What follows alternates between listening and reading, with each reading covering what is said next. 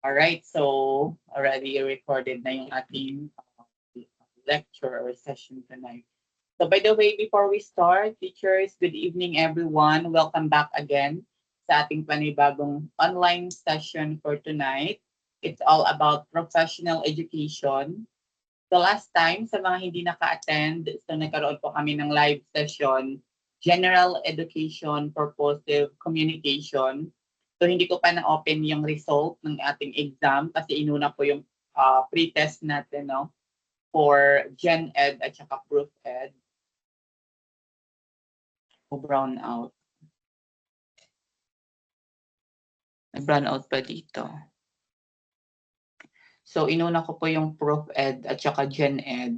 And then later on, after we have the session, mag-send ulit ako ng ating Google form exam about this, which is the foundation of education. Okay? So let's now begin. So same din po yung ating setup.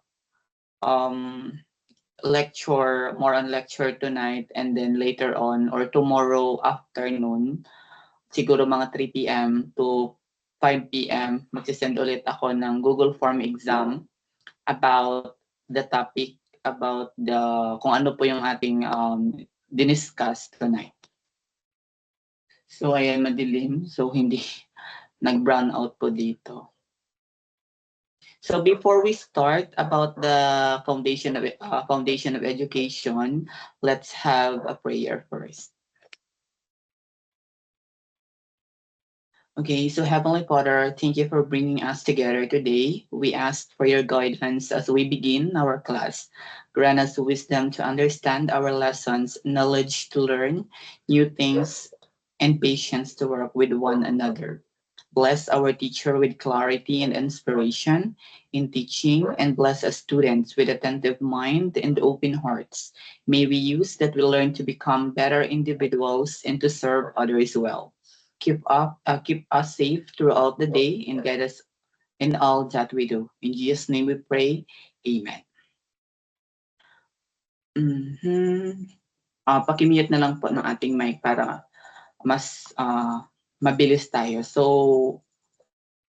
ano lang naman ito everyone, mabilis lang naman ito kasi refresh naman lang to sa inyo kasi napag-aralan na din natin ito noong college. So refresh lang natin. And then by July, magsa-start tayo ng more on questioning na po, question then multiple choice, and then i-rationalize natin each option.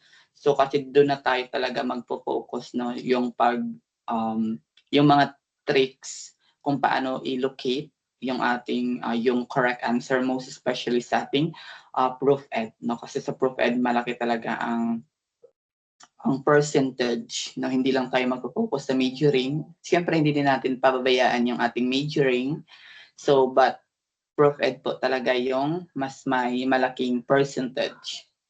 So now let's proceed now for the foundation of education.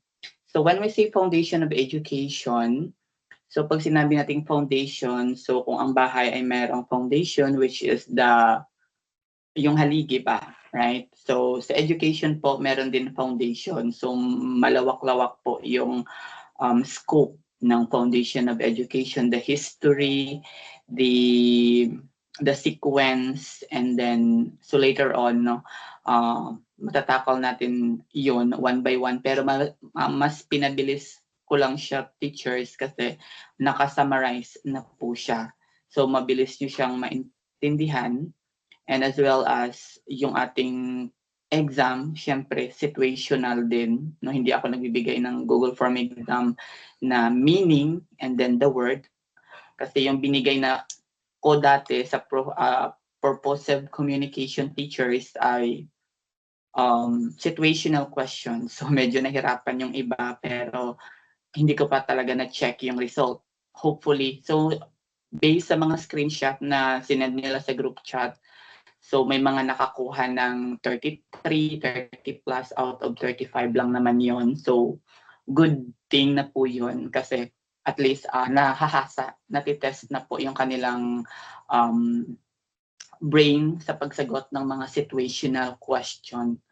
So, okay, so the foundation of education refer to a multidisciplinary field that examines the underlying principle, values, history, and social forces that shape educational systems, policies, and teaching practices.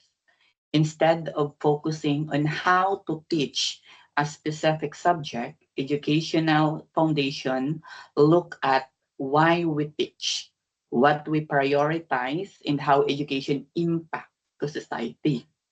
Meaning to say, yung foundation of education talaga natin mga teachers ay nakafocus talaga siya kung ano ba talaga yung ating iti-teach, ano ba yung ating unang i-prioritize, and kung paano yung education to have a big impact in the society.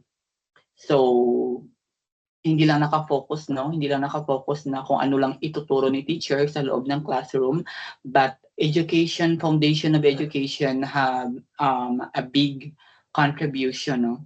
Not hindi lang sa ating sarili, but in the whole, excuse me, in the community. So we have here a timeline for the foundation of education. So sa mga may review center na, alam ko na discuss na po ito sa inyo, pero sa mga nagsi-self-review, so, focus po tayo dito. So we have a question here, why do we study it? So bakit ba kailangan pa natin pag-aralan, no? We'll look at the history to understand why we do things the way we do now. It helps us see that the rules, schedules, and subject we have today aren't random.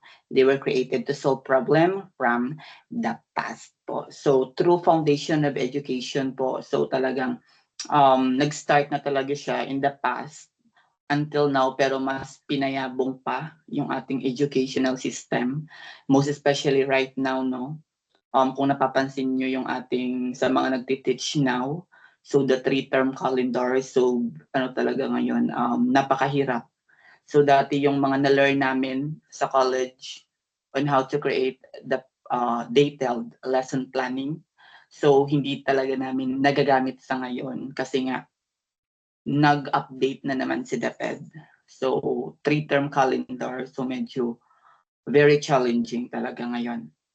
So we have here the first one, which is the ancient time.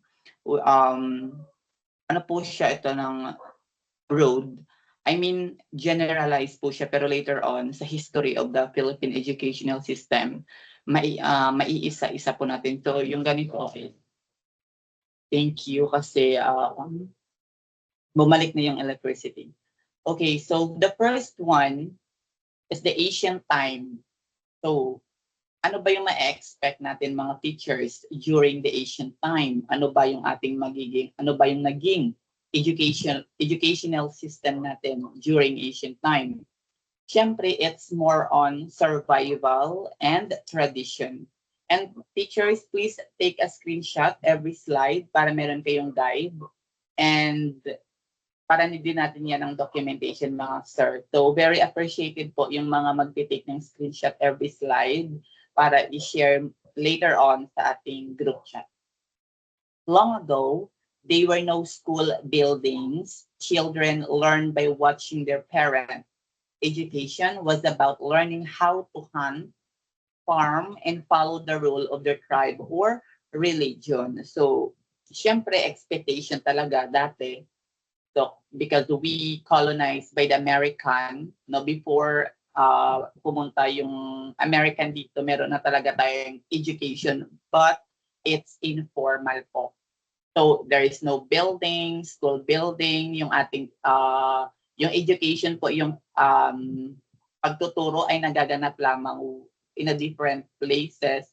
So, yung learning talaga is hindi pa gaano ka-formal, wherein the children learn by watching their parent, kung ano yung kanilang nakikita yung nakikita nilang ginagawa ng parents nila, dun lang sila natututo. Like for example, teachers, yung paghahunt, yung pangangaso. So throughout sa pangangaso, yung mga boys na mga children ay nakaka-learn sila through watching their parent. Kung ano po yung ginagawa ng kanilang parent, doon po sila pag-learn. Also for the children, for the female, yung pang weaving ng clothes and also the household chores, no? Doon din natututo yung ating mga female student dati. No? That is more on survival po, no? Always remember in the ancient time educational system is survival and tradition po. No formal schooling, no school buildings. So, nag-learn lang talaga sila throughout by watching to their parent. Kung ano po yung ginagawa ng kanilang parent, doon po sila lang natututo. The next one, after the ancient time, so let's proceed now for the Industrial Revolution. So ano na naman po ang nakapaloob sa Industrial Revolution era na ito? So in the 1800s, factories started opening and countries needed a way to prepare a large group of children to work.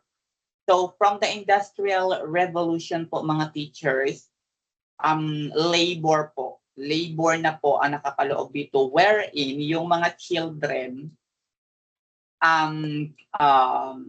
yung pinapagawa po sa kanila is more on in the factory, no? So pinapaupo po sila sa isang building or sa isang classroom, pinapaupo po yung mga children and then they were doing work, no, in the factory kasi nga in the Industrial Revolution dito po nakapaloob ang factory model. So, based on my experience sa LERC po, hindi naman gaano lumalabas sa Industrial Revolution. Pero, important din kasi malay natin, no, lumabas siya ngayong season. Pero para at least, no, meron na kayong idea. So, they created a modern school system. This is why schools still look a bit like a factories today. So labor po ang nakapaloob na dito sa Industrial Revolution. Students sit in a row, a bell rings to tell you when to move. Though baga kung napapansin niyo po sa mga factory worker, no, yung mga tao, yung mga workers sa factory, nakaraya silang lahat. Then they are working, no, sa produce na mga product. So yan din po yung ginagawa dati ng mga student during this era. So hindi rin po gaano ka formal kasi nga labor po ang nakapaloob dito sa Industrial Revolution era. And then everyone focuses on being on time and following instruction. So later on, may isa-isa natin yung within the Philippines lang talaga. So yung ganito po, overall na po kasi ito, within global, yung Asian Industrial Revolution, and then the last is modern time. So tandaan, for the Asian time, teachers, survival and tradition, sa industrialized revolution, factory and labor. Factory and labor po ang nakakaloob doon. And for the third one, which is the modern time nowadays, so today, education is shifting away from the factory model. Now, the historical focuses on technology, creativity, and making sure every child has an equal chance to learn regardless of their background. So, I forgot then sa industrialized revolution mga teacher.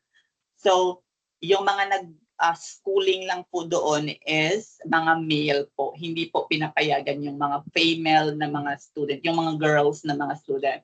So, however, in the modern time po, now, kung napapansin niyo po, hina-highlight po dito, every child has an equal chance to learn. So, meaning to say, combined na po, no? Pantay-pantay na po yung pagbibigay ng edukasyon nowadays. Wala nang discrimination na nagaganap, hindi lang mga lalaki yung natututo, kundi mga babae din po. So more on technology na po sa modern time. Individual learning. So again, Asian survival, industrial, factory, modern time is technology. So napakaano lang po siya, this is for generalization lang naman siya. So now let's proceed for the history of the Philippine educational system. So dito tayo magpo-focus talaga. Kasi dito po nilalabas, no, mostly lumalabas yung mga tanong sa pre-board ng mga review center na malalaki, and also minsan talaga sa mga actual board question, pero more on situational. Situational question talaga ang lumalabas sa Prof.Ed. So syempre, ano yung aasahan natin sa history of the Philippine educational system, yung pinakaunang sumako, no, sa atin dito sa Pilipinas, walang iba is the first one is the pre-colonial period. So before 1521. Ano ba yung structure ng ating educational system during the pre-colonial? It's informal and unstructured. So meaning to say, mga teachers, under po ito siya sa ancient time wherein informal din siya. Yung mga bata ay natututo lamang through sa kung ano yung nakikita nila sa kanilang parents. So ano po yung ginagawa ng kanilang parents. So the meaning of the pre-colonial period educational system, they were no school building, di ba? Same with the ancient time. Walang school building, textbook, grade, children learned at home from their parents or tribal tutor. The focus of this era, survival skill po. So wag nyo nang pahirapan yung sarili nyo sa pag-memorize ng meaning. Tandaan nyo lang kapag pre-colonial period, survival po. Pero hindi po lumalabas sa left na pre-colonial yung tanong, yung sa choices is survival. Hindi po, kasi situational nga po yung makikita niyo yung tanong. So ma-experience niyo po yan sa ating Google Form exam. Doon po ninyo malalaman kung paano po kung ano po yung itsura ng situational question about this. So boys learn to hunt, farm, and fish, while girls learn weaving and housekeeping. They also use an ancient native alphabet called Baybayin. So meron doon ng tanong last time, di ba, kung ano po yung isasagot nila. Baybayin ba or alibata ba yon? Teachers, kapag nasa choices po ang dalawa, si Baybayin po talaga ang isasagot nyo. Pero kapag walang si Baybayin at si alibata lang po yung makikita ninyo mga teachers, syempre wag nyo nang pahirapan ang sarili nyo, it's alibata. Pero kapag dalawa sila nakikita sa choices, unahin nyo po si Baybayin. The ancient native alphabet po. To write, it's Baybayin. So again, pre-colonial period mga teachers, survival, unstructured, informal, and then ano pa? No school, no formal schooling, no school building. It's survival lang talaga. So yan po yung ating pre-colonial period. The next one, after the pre-colonial, dito na papasok si Spanish period. Between 1565 to 1898 po. Ano naman po ang style, no? Ang style ng education dito. Siyempre, medyo formal na, strict, and church-centered. So meaning to say, during this period, mga teachers, focus na talaga nila ang religion, no? Meaning, the meaning of this, the Spanish missionaries replaced tribal tutor. So yung ating mga tribal tutor, no, pinalitan na nila ng mga Spanish missionaries. Yung mga priests, school were run by the Catholic Church, and boys and girls went to separate school. So during this era, during this Spanish period, mga teachers, yung schooling po is separated po yung mga lalaki sa mga babae. And then the focus of the Spanish period is religion, which is the Christianity. The main goal was to make Filipino obedient, God-fearing Christians. Near the end of their rule via Educational Decree 1863, Spain finally ordered free primary school to build in every town. So, an overall, teachers, para madali niyong maintindihan, si Spanish era or si Spanish period sa ating educational system, ang tandaan nyo lang is sila po ang may malaking ambag sa pag-introduce po ng tinatawag nating Christianity, yung ating religious. More on religious po ang nakapaloob sa educational system naging inintroduce ng mga Spaniard po sa atin. Okay?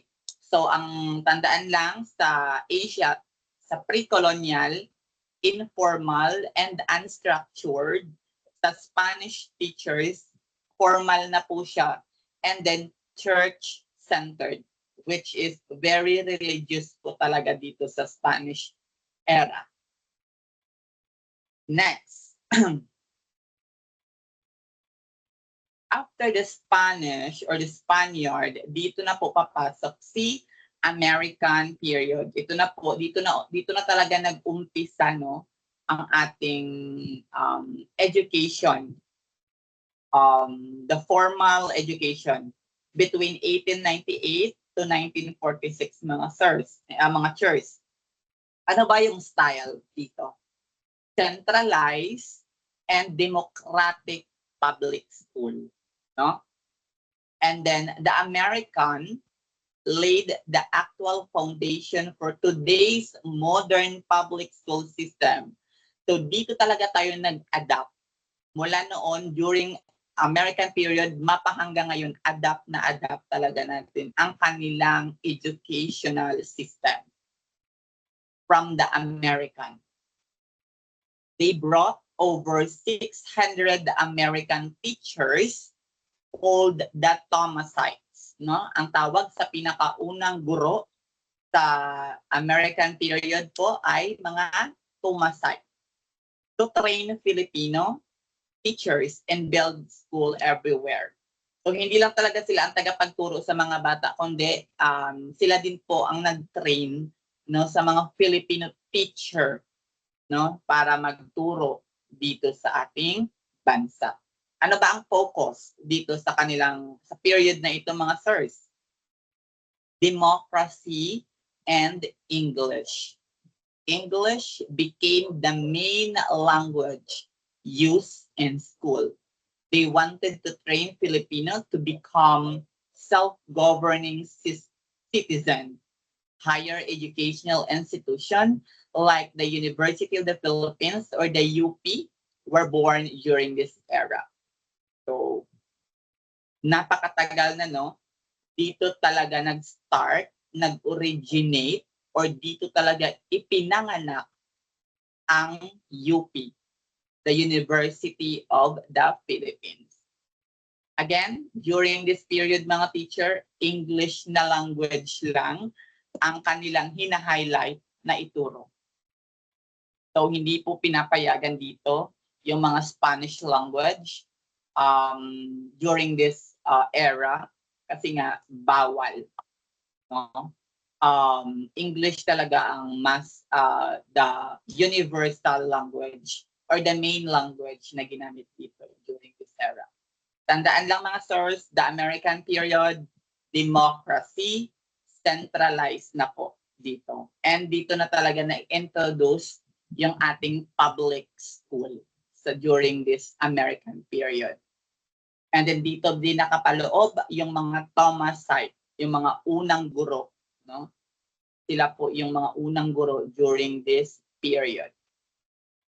Next, after the American period, dito na po papasok si Japanese period or Japanese occupation. Between 1942 to 1945. Ano ba yung style? Reorganized and strict. So, ni-reorganize, no? Kung ano man yung kinagisnan dati during the American, during the Spanish, yung mga Hapon ay ni-reorganize na naman ulit nila yung educational system and mas stricto. Strict po ang nagaganap dito. During the World War II, the Japanese tried to erase American influence. So during this time, lahat po pinagbabawal. Yung pagsasalita ng Ingles po ay pinagbabawal na naman. So grabe yung naging experience, no, ng Philippines sa kamay ng mga mananakop. Kasi kung ano yung mga rules nila, yung Philippines talaga ang sumusunod. Even tayo ay nasa sariling bansa natin, tayo pa rin yung sumusunod, no, sa kanila. So, in-erase po ng mga Japanese yung lahat ng mga related, yung mga yung mga influence ng mga American sa atin. They banned use the English and American textbook. So pinagbabawal nila yung paggamit, no, ng mga English na mga books, yung mga books na nakasulat in English. So binan po ng mga Japanese. So, ano ba ang focus? Bakit kaya, no, bakit in-erase nila, hindi nila pinayagan na ipagpatuloy yung influence ng American sa atin? Ano ba yung focus ng kanilang sistema? Asian order and labor.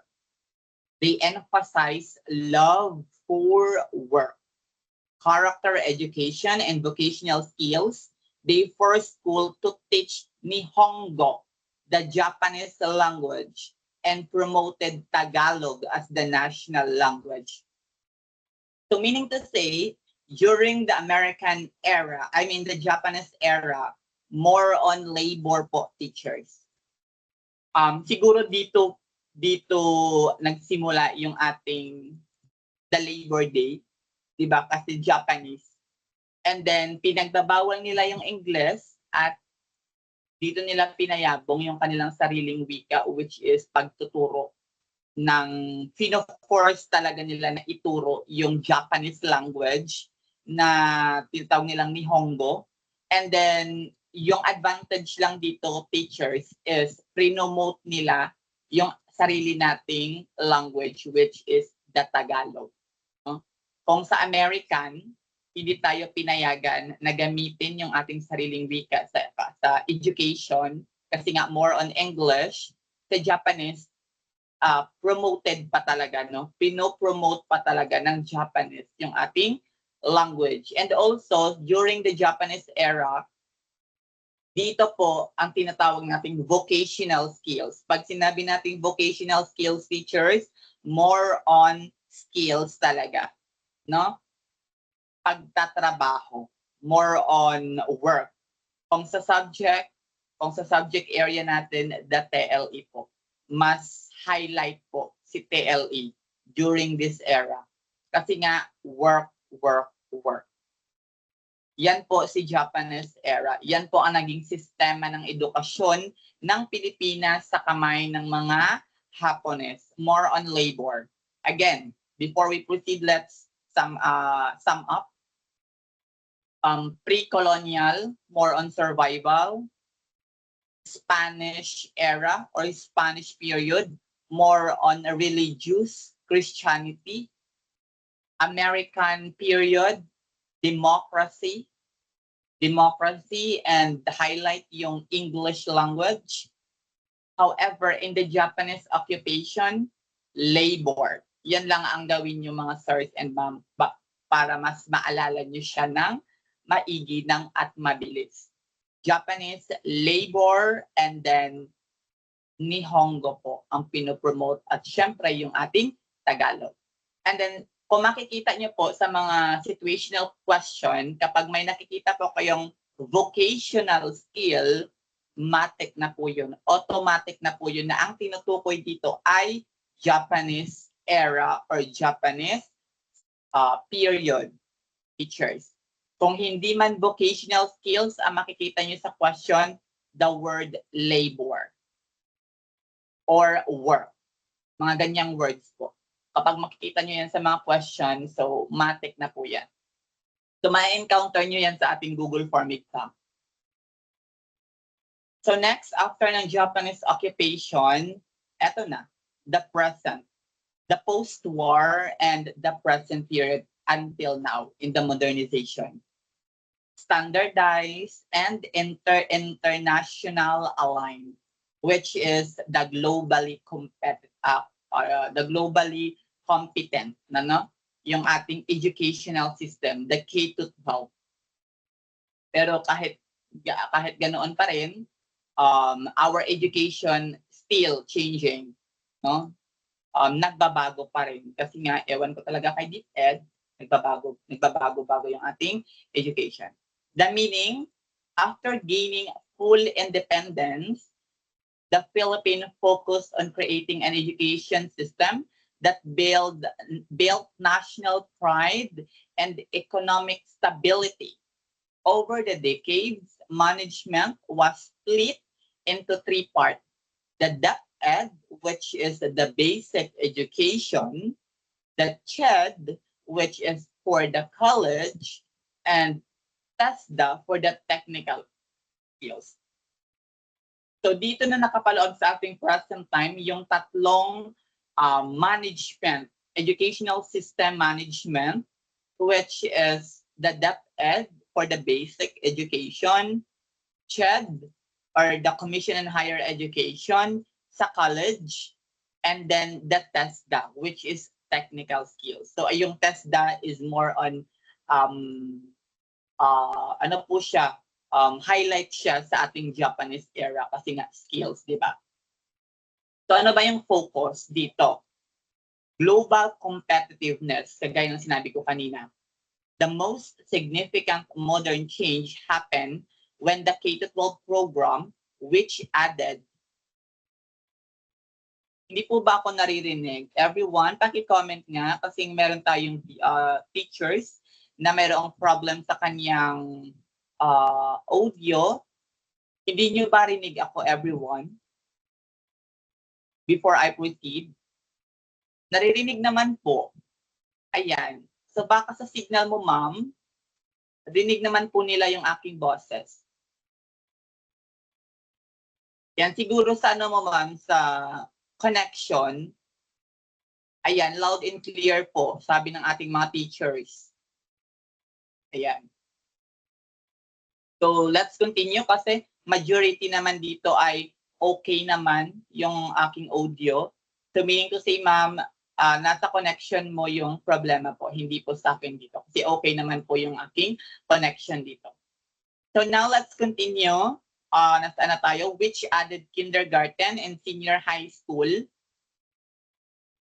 grade 11 and grade 12 to match international education standards. So, ayan. So para makisabay yung Pilipinas sa globally competitiveness, nag-introduce, pinatatag or nag-implement sila ng ating K-12 wherein nag-add po sila ng 2 senior high school para makisabay tayo sa ibang bansa. Pero right now, ewan ko kung ano po yung naging impact ng senior high school kasi merong mga allegation na tatanggalin na naman yung ating mga senior high school. So ewan ko na lang talaga kung ano yung magiging decision ng ating mga higher position sa educational system natin.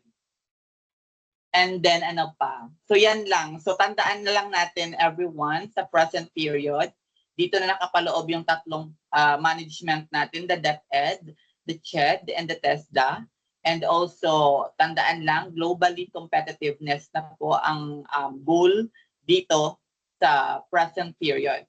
And then yung style ng education natin dito is standardized na siya, and then internationally aligned.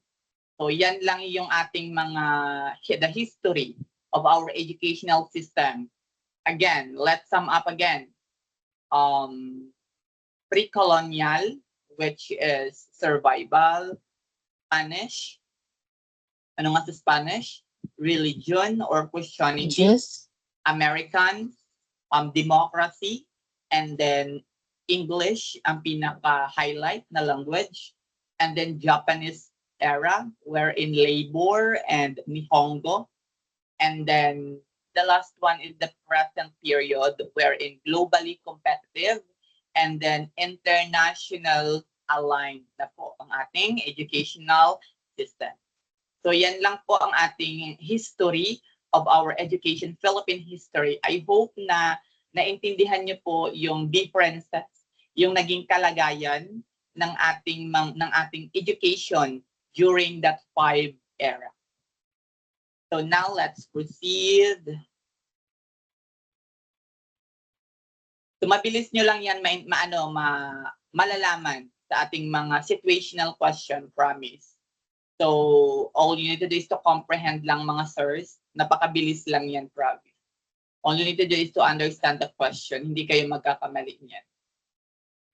Alright, so let's now proceed for the legal foundation of education. Ito na po yung mga nagkakalituhan, kakalimutan, yung mga takers natin kasi napakaraming mga legal foundation of education. Pero yung naka-include lang dito ngayon mga sirs is yung mga mahalagang legal foundation of education lang po. Yung talagang palaging paulit-ulit na lumalabas sa board exam. Alright, the first one, which is the 1987 Philippine Constitution, or the Article 14, no? This is the highest law of the land. It mandates that the government must provide free, quality public education for all citizens at elementary and the high school level, and makes elementary education compulsory for all children. Yung ating keynotes dito is highest law, quality of education for all, accessible to all, free public elementary and secondary. So sa key indicator teachers, hinighlight ko dyan, yan po yung mga keyword na inyong makikita within the question sa Prof.Ed. Kapag nakikita nyo po si accessible to all, automatic na po si 1987 Constitution. Kapag nakita nyo si Free Public Elementary and Secondary, si 1987 Philippine Constitution na po ang sagot. And most importantly, the quality education for all, matik na din po. Quality education or 1987 Philippine Constitution. So meron pa nagpapa-add, so kindly accept them, teachers. Wait lang. Next. So here the example. The example situational question na hinanda ko. This is example lang mga sirs. A community in a remote mountainous area has no access to a high school, forcing children to stop studying after grade 6. Which highest legal mandate is the state failing to fulfill in this scenario? Is it RA 7836? Is it RA 9155? Is it Article 14 of the 1987 Constitution, or the Education Decree of 1863? Yung ating keyword sa, paki-comment nga kung anong keyword ang nakikita niyo sa ating questions. So magwi-wait po ako mga sirs. Mga church, paki-comment kung ano yung keyword na nakita niyo sa ating questions.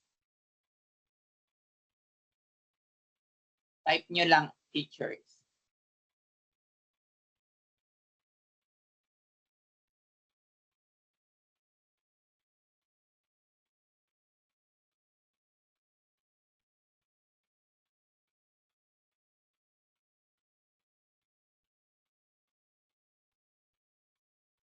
Ano po na nakikita ninyo mga sir? Highest legal, ano pa?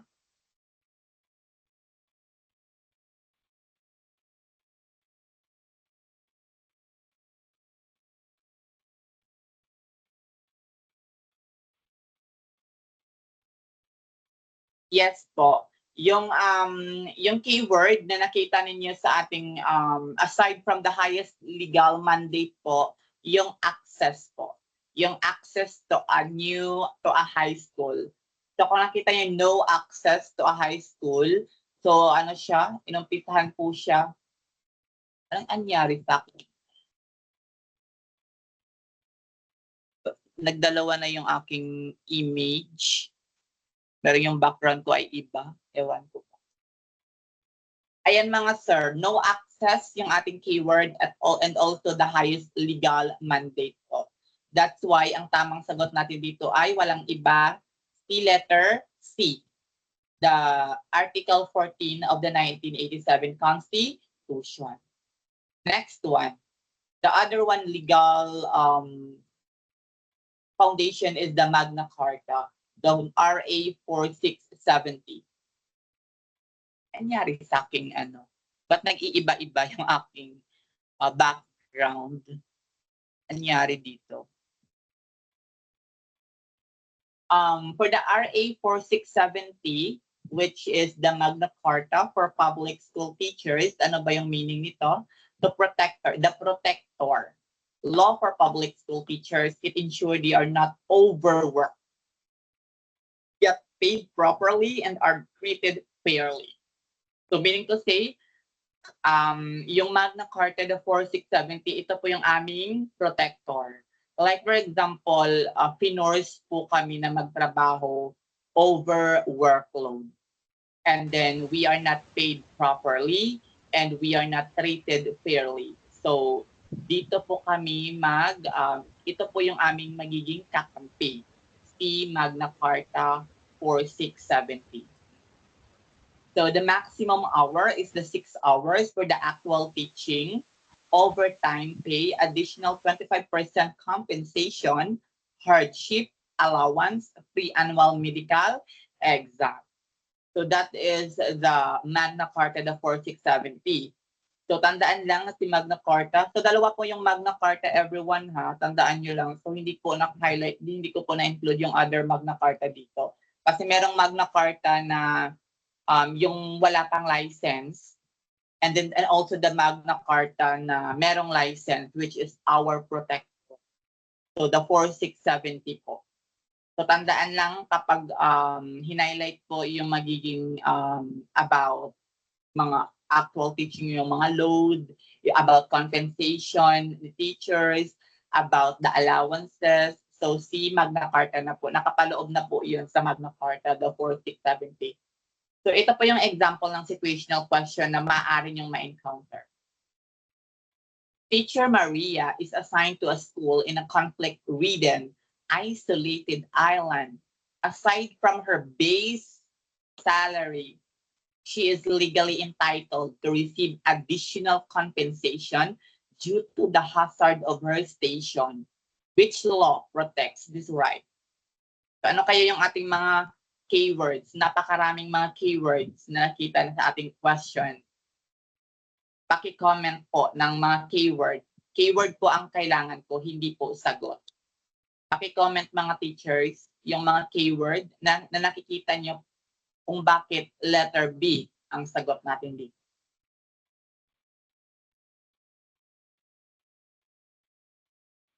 The conflict ridden. What else? Yes, additional compensation. Kapag about na po sa salary, the compensation, the benefits, si Magna Carta na po. Nakapaloob na po yun sa Magna Carta. So paki-accept nyo nga yung mga nagpapa-join, mga sirs. Yan, maraming nagpapa-join. So paki-accept mga teachers para makahabol sila sa atin. So later on or tomorrow, sa situational question natin, tingnan ko kung alam nyong i-locate si Magna Carta. Alright, so next legal foundation would be the 7836, our favorite. Diba? Favorite ng lahat to. The Republic Act 7836 and the RA 9293, the Philippine Teachers Professional Act. Ito po yung act or ito po yung batas na pinapaguran nyo ngayon. Di ba mga sirs? Ito po yung wino-work hard nyo ngayon. Siya po ang inyong wino-work hard ngayon. Hopefully, no, na on December, makukuha nyo na po si 7836. Simple meaning of this, the law that mandates teaching a formal profession in the Philippines, it requires teachers to pass the licensure examination for teachers or LEP and created the Board for Professional Teachers under the PRC. The keynotes natin dito, everyone, is professionalism, the LEP exam, the license, the PRC card, the Board of Professional Teachers. So, hindi na natin ito patagalin sa ganitong act kasi famous din naman ito. 7836. Bakang iba, hindi pa alam to ha. Kahit nakapikit ang mata, kapag narinig si 7836, board exam po. About board exam, about professional teachers, about license ang nakapaloob sa act na po, sa act na ito, teacher. So, ito po yung ating example, situational question. Ayan. An applicant passed the LET but was caught teaching in a private school without a valid registration certificate or professional license from the PRC. Under which law can she be held liable? So 7836 po. Yung keyword natin dito is the PRC. The professional license, no? So ano daw siya? Nahuli, no? Na nagtuturo na wala siyang license.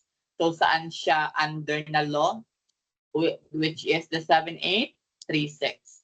So very simple lang talaga kung pinapaganan nyo everyone ng inyong comprehension sa ating mga situational question, mga teachers. And kung nahihirapan ka talaga na i-comprehend, kasi minsan pagod yung utak natin, no? Mag-take ka po ng ating brain booster. So, gumamit din po kasi ako ng brain booster dati, kaya mas napabilis yung pag-generate ng ating utak.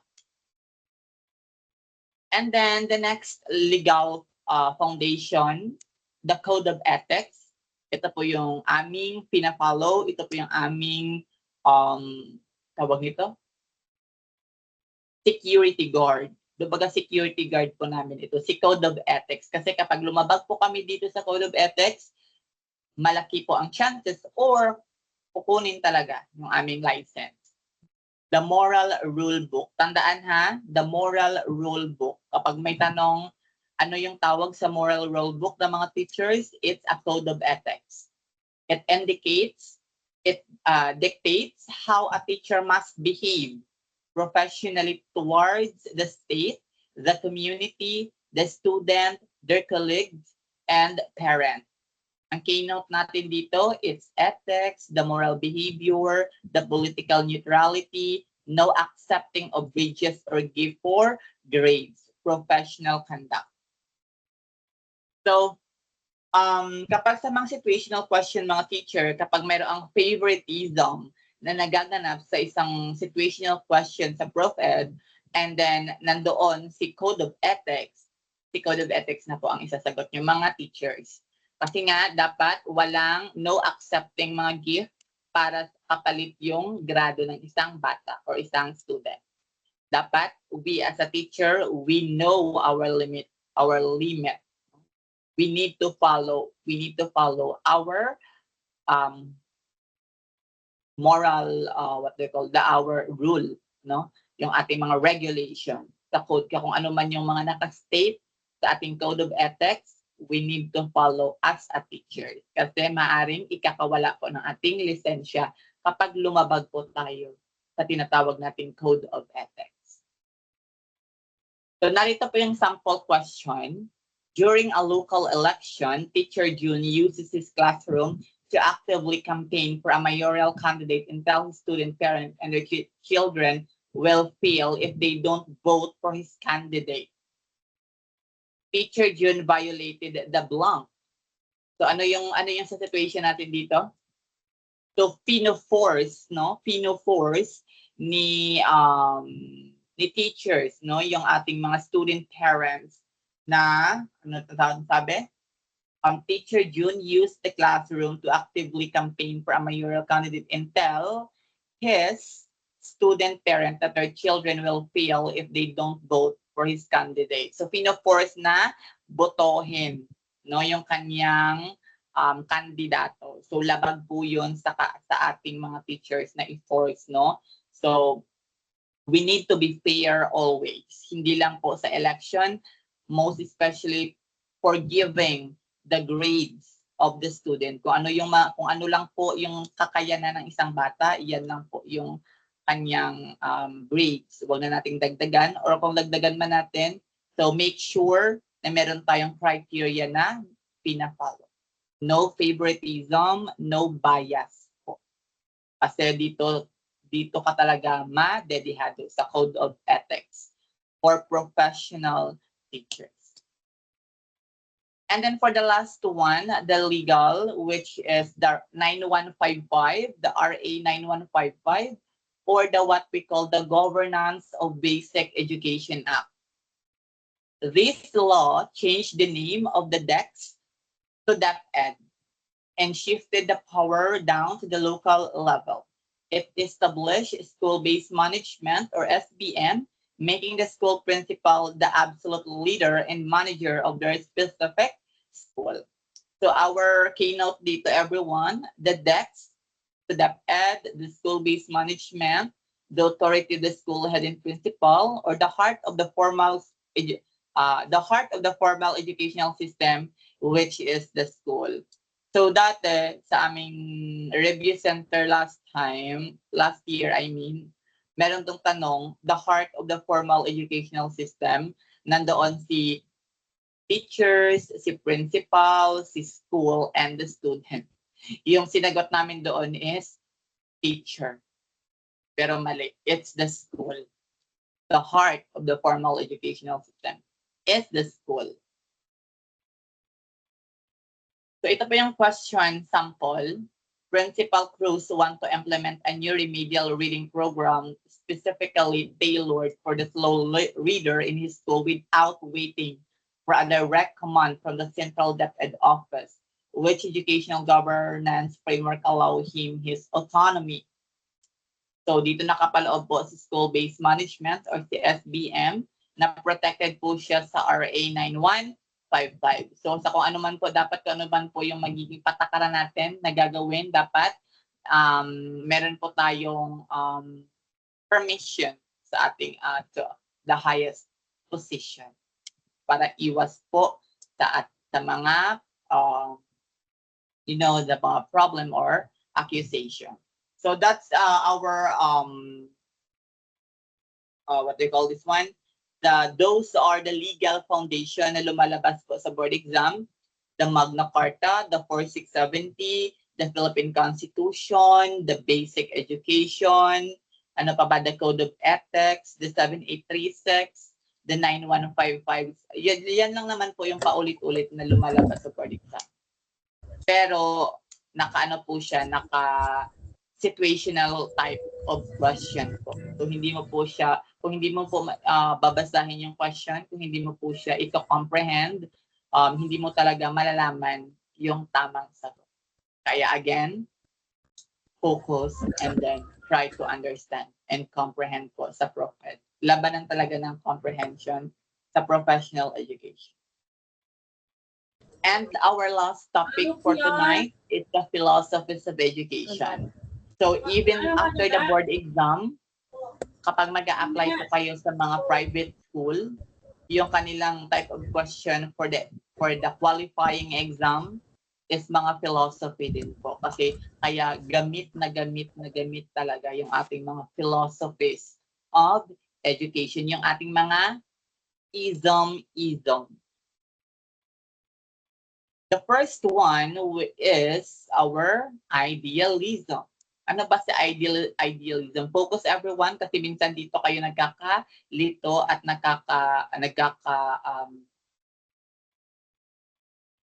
mali, no? Idealism. Sino ba si idealism? Education focuses on developing the mind, the moral values, and the character. The root is found through ideas, reasoning, and spiritual understanding rather than through the physical world. So minsan, nagkakamali dito si teachers between idealism at saka kaya realism. Tandaan teachers, si idealism, yung kanyang keyword is on mind, moral values, and character. The sample situational question here, teacher spend most of the class discussing honesty, justice, respect, true stories, and philosophical discussion. Which philosophy of education is being practiced? Siyempre, walang iba si idealism. Kasi nga, nandito na si honesty, si justice, and respect. Kasi yung mga moral values, mga teachers, included talaga siya kay idealism, hindi po kay realism. Tandaan again, kapag idealism mga teachers, mind and moral values. The honesty, the respect, the justice, mga ganon-ganon, kay idealism po yan mga teachers. Our next is realism. Ito na po si realism. Ano naman po si realism? From the word real.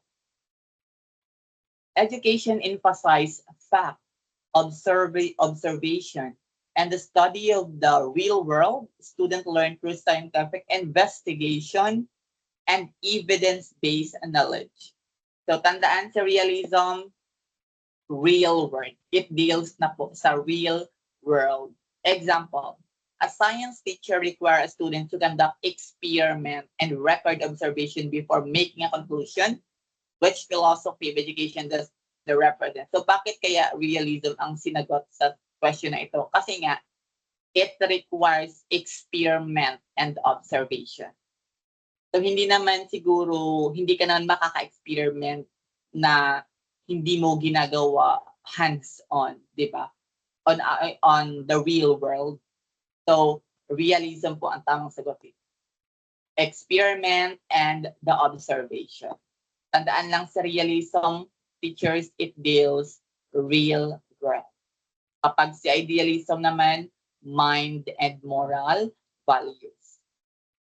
So napakasimple. Ang dati dito din ako nagkakamali. So na-experience ko din yun na kala ko dati hindi ko na ma-differentiate silang lahat. Pero ngayon, alam ko na kung paano sila yung pinagkakaiba-iba ng lahat ng mga idea, yung mga philosophy of education. Kasi napakahalaga ng mga ganito kasi hindi ito nawawala sa mga body. Next one is the pragmatism. Ano naman si pragmatism? Hindi pa yan. Pragma. Ang tinatandaan ko lang dati, pragma, practice. Yan ang aking, yung technique ko dati. Pragma, practice. Yung meaning, learning occurred through experience and problem solving. Knowledge become meaningful when students apply it in a real world situation. Sa pragmatism naman teachers, dito nakapaloob si hands-on, yung talagang si student na talaga ang gumagawa. No? It feels na talaga na sila na talaga ang gumagawa or nagpa-practice. Yung keyword natin dito is experience and problem solving. Applying in a real life situation. Example, instead of lecturing about the business, teacher asked students to create and manage a small school store. So hindi siya nag-lecture, instead, nagpaano si teachers? Nagpagawa siya ng teacher asked students to create and manage small school store. So meaning to say, pina-deals niya talaga sa student, pina-experience niya talaga yung small business, no, yung small school store para at least ma-practice talaga ni student, no? Kaya kung pragmatism po ang tinatanong sa ating Prof. Eder question, ang yung tatandaan niyo lang sa kanya is practice or ina-apply talaga siya in real life. Pragmatism, practice. Existentialism. Yes po, practical din pwede. Existentialism. Sa kay existentialism naman po, madali lang po malalaman si existentialism. It's freedom or will. So, freedom. Meron tayong freedom kung ano yung ating gagawin. Yung mga keywords sa existentialism, mga teachers, freedom, choice, will, ano pa. Education helps students discover their identity and make personal choices. Each learner is responsible of creating meaning in their own life. So freedom lang talaga ang magagamit nyo or maalala nyo kay existentialism. Freedom and choices. Example, teacher allows students to choose their own project topic based on their interest and goal. So baga hinahayaan talaga dito si student na gawin ang kanyang gusto. Wala ditong pagpipilit na nagaganap sa existentialism. Existentialism, freedom, choices, and will. Yan lang kadali, sis, existentialism. So, sum up muna natin. Idealism. Ano nga sa idealism? Mind and moral values. Next one sa realism, it's real world. Like experiment, observation, mga ganun. Next one is the pragmatism. It's practice, practical, and then ina-apply. No? Next, existentialism, freedom. Freedom, choices, and will. No? May kakayahan si student na piliin sa kung ano man ang kanyang gugustuhin. Next one is si perennialism. So hindi talaga to, hindi ko bet si perennialism. Kasi si perennialism, unchanging. Tandaan lang si perennialism, teacher, unchanging. So from the past until now, unchanging perennialism. And also, si perennialism, teachers, is teacher-centered. No? Teacher-centered. More on spoon-feeding of information. Hindi na talaga applicable sa ngayon, no, si perennialism, kasi nga we are now in the modernization, student-centered na po tayo. So sa perennialism, education should focus on timeless idea and universal truth that remain valuable across generation. Students study classic work and enduring principles. So example, a class spent a semester analyzing classic literature and discussing ideas that remain relevant today. What philosophy is demonstrated? It's perennialism. So tandaan lang si perennialism, mga sirs and ma'am, unchanging. Hindi po siya nagbabago. Kung ano po yung ang kanyang kalagayan in the past, and ganun din ang kanyang kalagayan up to date. And then teacher-centered po si perennialism. So, yung kanyang kalaban po, si perennialism, ang kanyang kalaban si progressivism. So, pag sinabi naman natin progressivism, later on na lang natin siya. So, let's move on to essentialism. Ito po yung very easy sa lahat, si essentialism, kasi nga back to basic lang. The 4 R's or 3 R's, the read, write, and arithmetic. The 3 R's, I mean. Or the 4, the right conduct. So essentialism, education should teach fundamental knowledge and skills that every student needs. Discipline, hard work, and mastery of core subject are emphasized. Tandaan lang mga sirs and moms, sa essentialism, back to basic, or the 4 R's, the read, write, arithmetic, and the right conduct. So minsan nagkakamali yung mga teacher between essentialism at saka kay existentialism. Tandaan lang ha, si existentialism, freedom and choice. Si essentialism, mga sir, back to basic. And then the 3 R's, the mastery of learning. A teacher, example, a teacher prioritize reading, writing, mathematics, and regular assessment to ensure mastery of basic skills. So hindi talaga nawawala ang word na basic kapag ang sagot ay essentialism. Dalawa lang yan ang lumalabas sa question, mga sirs. Kung wala si basic, si mastery. Ayan lang yung tandaan niyo sa essentialism. Si basic na word at saka si mastery. Pero mas okay kapag andyan talaga silang dalawa, the mastery o basic skill. Ang sagot po is essentialism. Kapag freedom and choice, existentialism. All goods, mga sirs and ma'am, I hope na na-differentiate nyo na isa-isa silang lahat, yung mga ism natin, para at least malalaman nyo na next time na hindi na kayo magkakamali or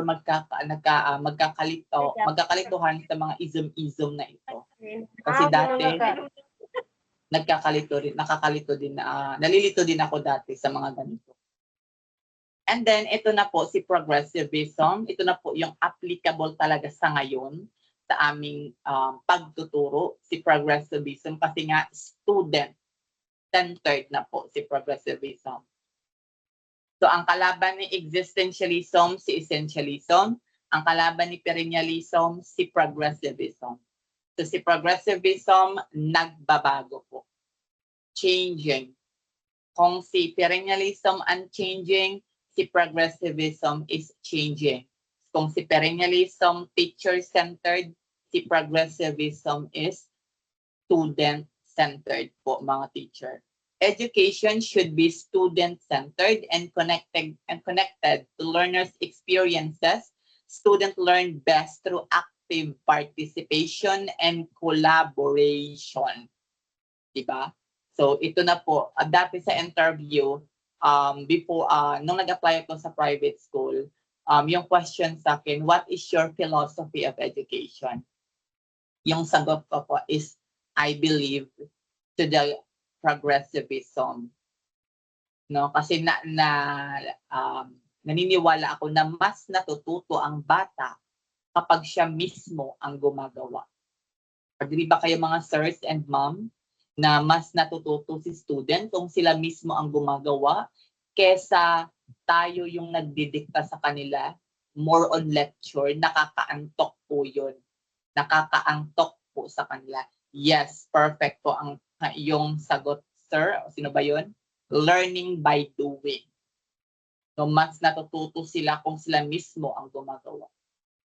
So, kung dati tayo ay ang kanilang tayo yung bida-bida sa classroom, sa progressivism naman, si student na po yung bida-bida kasi sila na po yung gumagawa.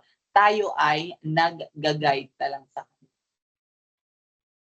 Situational question is, student work in a group to solve community problem and present their solution to local leader.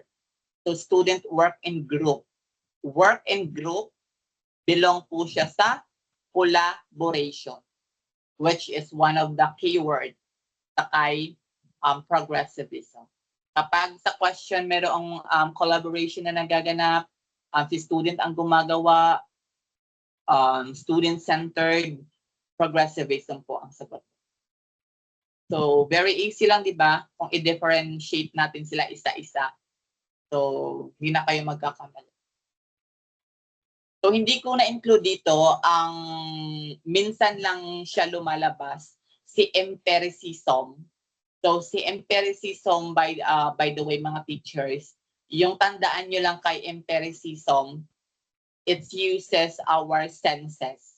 Yung ating sense of smell, sense of touch, sense of hearing, sense of seeing, mga ganon.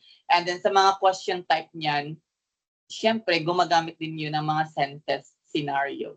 Ang sagot po yun, ang sagot po dun is empiricism. Empiricism. E-M-P-I-R-I-C-I-S-M. Empiricism. So, I forgot na i-include dito siya kasi lumalabas din yung ganong philosophy, si empiricism.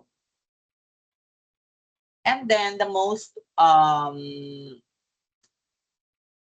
important, it's behaviorism. Isa din po ito sa mga philosophy, no? Learning is shaped by reward. Di ba kanina, I know, sa aking live sa TikTok. Kasi nag-live ako kanina sa TikTok, nag-ano kami, tawag nito, nagsagot ng 20 question ba yun? And then may word doon na reward. And then yung sagot nila ay hindi behaviorism. So kapag mayroong reward or punishment na nakikita sa question, automatic na po si behaviorism po ang tinutukoy nun. Learning is shaped by reward, consequences, and repeated practice. Desired behavior are strengthening through reinforcement. So, yung attitude ni student ay nakadepende talaga. Yung behavior or attitude ni student ay nai-influensyahan talaga ng kanyang environment, di ba? So, sa behaviorism, tandaan lang natin dito si reward, si punishment, at saka si reinforcement. Sample question. Teacher give points and reward, di ba? Ayan na si reward. The student who consistently submit assignment on time. Which philosophy of learning is being used? Siyempre, behaviorism.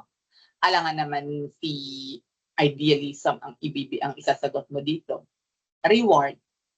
Tandaan lang si reward, si punishment, and si reinforcement. Behaviorism po. And then the other one is the humanism. Si humanism, hindi naman siya lumalabas dati.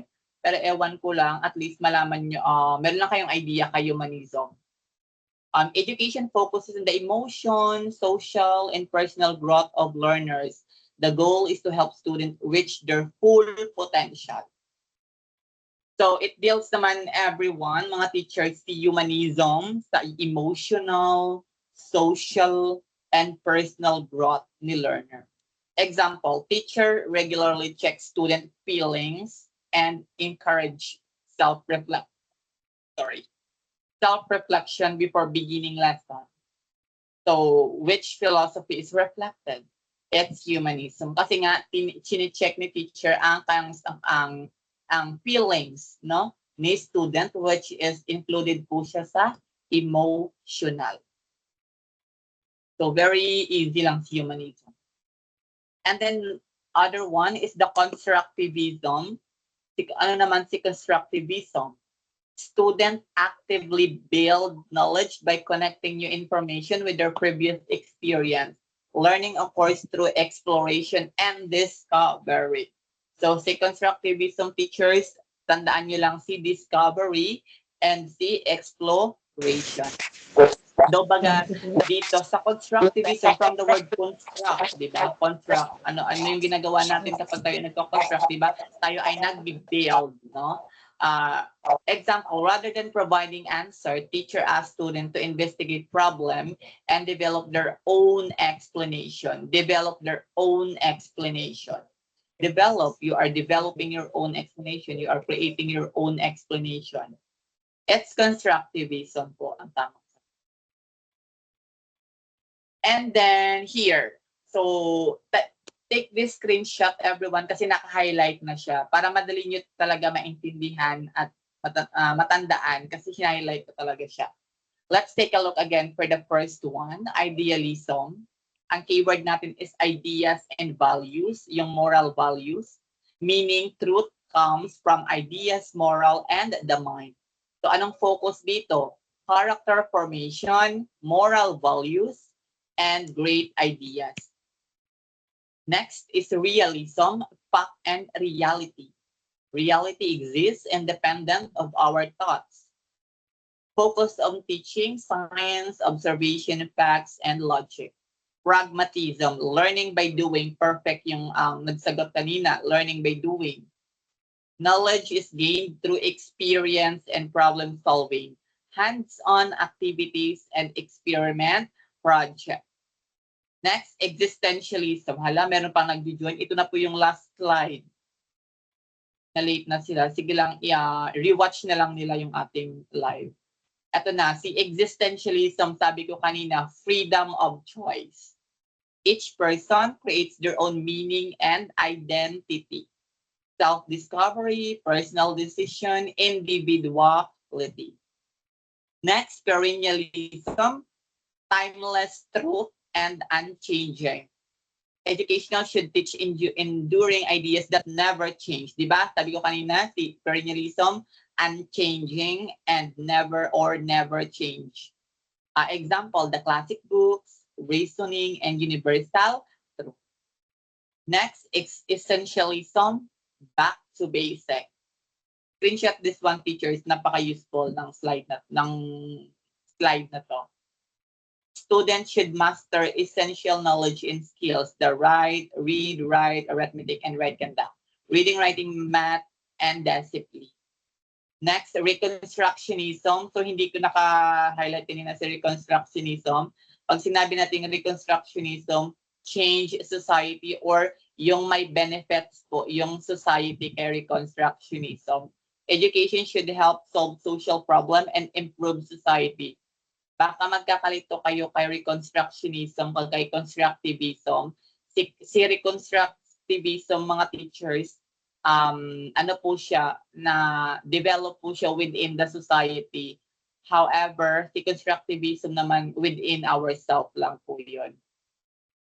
Social justice, community issues, and reforms. Si reconstructivism po yung mga nag-fix na mga problem within the society. Next, behavior, yung sabi ko kanina, reward and punishment. Learning occur through response to stimuli in reinforcement, drills, practice, and feedback. And then si constructivism, build your own knowledge. We are creating, we are building with own knowledge. Within ourselves lang yun ha, teachers, si constructivism. Sa reconstruct society. Learner actively construct understanding from experience, inquiry, exploration, and discussion.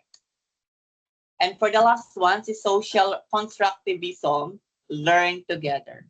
Knowledge developed through social interaction. Kumbaga, may collaboration, may cooperation po na nagaganap kay social constructivism. From the word social, ano ba kapag sinabi ting social, we are socializing to other people, right? We are engaging to other people. Example, the group work, collaboration, and peer learning. Yan lang yung ating mga philosophy of education na talagang lumalabas mga teachers sa board exam. And then highlight ko again si empiricism, senses po. Take down note nyo po yon, si empiricism, senses.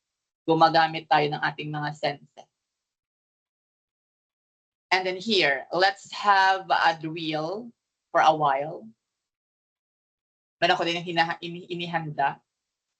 A biology teacher requires students to observe plant growth under different conditions, collect data, and draw conclusion based on solid evidence gathered from the experiment. What is our answer? Comment your answer, teachers. What is our answer from this question? So ito na po yung last part, yung ating mga 5-question drill. So we will end na po. Ayan, kasi letter A ang sagot kasi may pintok na green, may point na green, hindi ko na-remove. Kaya halatang halata siya. Yes po, si realism po. Kasi nga, experiment, no? Yung ating keyword, experiment. It deals in a real world, no? That's why realism po ang tamang sagot dito. Hopefully, no, nasa ating Google exam, Google form exam, lahat maka-perfect, no? Most especially sa ating philosophy of education kasi napaka-easy lang siya i-identify. How about this? Teacher allows students to design their own learning project and select topic that align with their personal interest, believing that education should help learners discover their identity. What is your answer? Existing, essential, reconstruct, or behavior?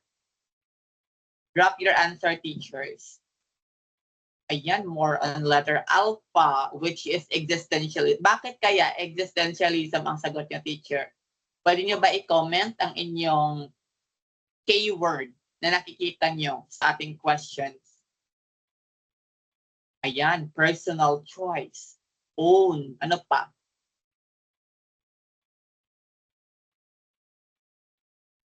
Ayan. Thank you so much for that. So wala namang akong nakikitang choice dito sa tanong. Bakit choice yung nagsagot? Wala naman ako nakitang choice na word. Yes, personal interest. Yes po. That's why our answer is perfect po. Existentialism. Di ba napaka-easy lang mga sirs and mom? So, big chance napapasa na kayo this coming December. How about this? Mr. Reyes maintains strict classroom discipline and focus on ensuring that all students master reading, writing, and the arithmetic. So, just ko, meron pa bang magkakamali dito? What is your answer? Comment your answer, teachers. Ayan, di ba? Ganun lang yung mga drama ng Prof. Ed, mga sirs. Pero mas medyo difficult po ang gagawin nating situational question po sa inyong Google form para at least mahasa pa po yung inyong comprehension. Kasi dito napaka-easy lang. Naka-state na po si mastery reading, si writing, si mathematics, no? Sa inyong Google form, let's see if masasagot ko siya ng tama. Yes po. Oh, sorry, but existentialism, error. So, essentialism po ang tamang sagot natin dito. Kasi nga, base, master of reading, writing, and mathematics. Type po tayo dito. So, let's proceed now. Other one, teacher challenge student to analyze poverty. Alam, meron pa nag-join. Last slide na lang to. Poverty, inequality, environmental issues. Ito na, si mga environmental issues. Anong tamang sagot dito? Pragma ba, human ba, reconstruct ba, or essentialism? What is your question? What is your answer, teachers? Ayan, mga active. Yes, the more you participate, the more you learn. Always remember si progressivism. Learning by doing. Yun ang ginawa ko before nung palapit na yung yung board exam, teachers, nagjo-join talaga ako sa mga live sa TikTok. Kahit inaantok ako, nagpa-participate ako, nagta-type talaga ako ng mga answers ko. Kahit mali, okay lang. Kasi mas nalelearn tayo by our mistake. So yun po yung routine ko in the whole September. Kasi September din po kami nag-take. Nag-start ako September 1. Nag-try na akong join sa mga live sa TikTok. Nag-answer ako, nakikinig ako kahit inaantok ako, nagkikinig ako. Kasi doon talaga ako, yun po yung aking learning style. Yung mas natututo ako, mas naaalala ko kung nagpa-participate talaga ako. Rather than nagbabasa lang. So hindi wala talagang pumapasok sa utak ko kapag nagbabasa lang ako. Gusto ko may engagement talaga na nangyayari within sa self ko and the like for example here on TikTok or in other social media. Alright, so I see a lot of letter C, which is Charlie, and the correct answer is Charlie nga. Kasi nga, issues pinifix within the society. Perfect. Alam niyo si reconstructionism. And that's all our session for tonight's video, teachers. Thank you so much kasi nandito pa kayo until now. And hopefully naka-learn kayo ng ating about foundation of education. Ayan, perfect. So, good luck to your exam tomorrow. And minamanifest ko na perfect nyo ang ating Google Form exam tomorrow. And then before we end, let's have a photo first. Open your camera and take a picture, everyone. And please give yourself a big hands. Dahil natapos natin ang another session for tonight. Ayan. So open your camera, teachers, and let's take a screenshot. Most especially sa mga meron dyang computer or laptop, please naman po, makikisuyo kami, pakipicture naman po, at isend sa group chat. Ayan. Yes po, don't worry, isisend po, ipopost natin yung video. Ayan, open your camera everyone. So minamanifest ko yung mga mag-open ng camera. Napapasa na this December. Please cooperate, teachers. Open your camera na po para makapag-end na tayo. And again, thank you so much for tonight's session, teachers. So nakapag-send na ba kayo ng inyong mga photos sa aking email? Yes po, sir. Ayan. So binamanifest na talaga natin ang lahat ng mga pictures ninyo. Naka-ready na po dito sa aming Canva. Kasi the more we manifest, nagkakatotoo talaga yun. And ayan, so hopefully natapos na nakapag-take ng screenshot yung ating mga teachers. Pakisend na lang po sa ating group chat. And that's all our session tonight. And have a good night, everyone. And rest na po kayo. And kung hindi pa po kayo pagod, try to answer po sa mga online.